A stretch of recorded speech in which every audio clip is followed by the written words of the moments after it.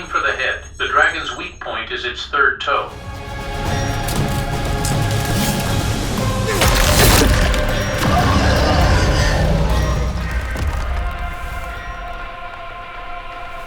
Show us how to beat level 10 in Dragon's Leap.